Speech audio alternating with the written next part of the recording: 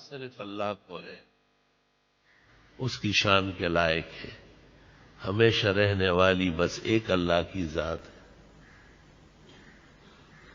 انبیاء و مرسلین سے بڑھ کر کوئی طبقہ مخلوقات کا نہیں، لیکن ان کے بھی اوقات ہوتے ہیں اور زمانہ پورا ہو کے تشریف لے گئے.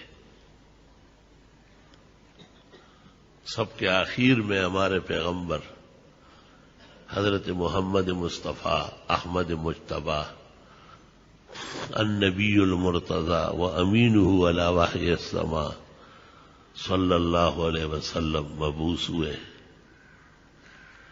کائنات کو نور کی کتاب ملی، قرآن کریم. قد جاءکم من اللہ نور و کتاب مبین. اور سب سے بڑا نور جو ہے وہ کتاب مبین ہے. نور نہدی بہ من نشاء، اس کے ذریعے ہم لوگوں کو ہدایت دیتے ہیں. یریدون لیطفئوا نور اللہ بافواہہم، دشمنان دین اس نور کو بجھانا چاہتے ہیں. واللہ متم نورہ، اللہ اس نور کو پورا کر کے رکھ دے گا. اس کی ضیاءپاشیاں اور اس کے چشمہائے فیضان ہمیشہ موجزن رہیں گے. آمنوا باللہ ورسولہ والنور الذی انزلنا، اللہ پر ایمان لے اور رسول پر اور اس نور پر جس کو ہم نے نازل کیا ہے. نور قرآن کی زبان میں خود قرآن ہے.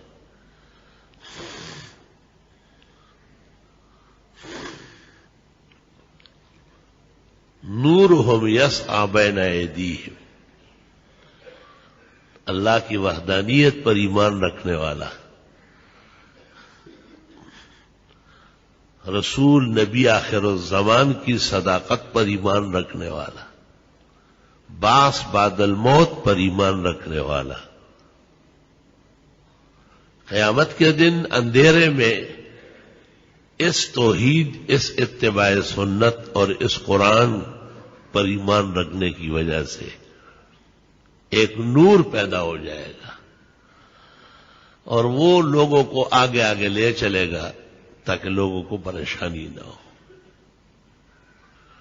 اس نور کے پیچھے جو چلے گا اس کی کامیابی ہوگی. اس کے ساتھ اللہ احسان کا سلوک کرے گا اور مختصر سوال جواب کے بعد اس کو جنت عطا کرے گا.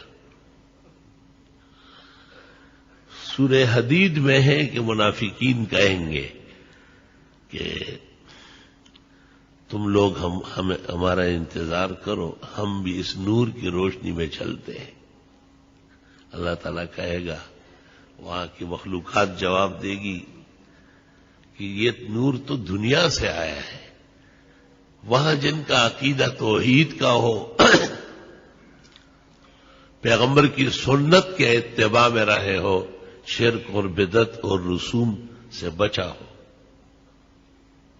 اور آخرت پر ایمان رکھتا ہو اور قرآن کو آخری کتاب، محفوظ کتاب، معجز کتاب مانا ہو، یہ نور تو وہاں سے آیا ہے. قیل ارجعوا وراءکم، پیچھے جانا پڑے گا. فالتمسوا نورا، یہ نور تو وہاں سے ڈھونڈنا ہوگا، یہاں تو اس کا نتیجہ ظاہر ہوا ہے. نور تو یہاں بنتا نہیں ہے، نور تو وہاں سے یہاں دیا جاتا ہے.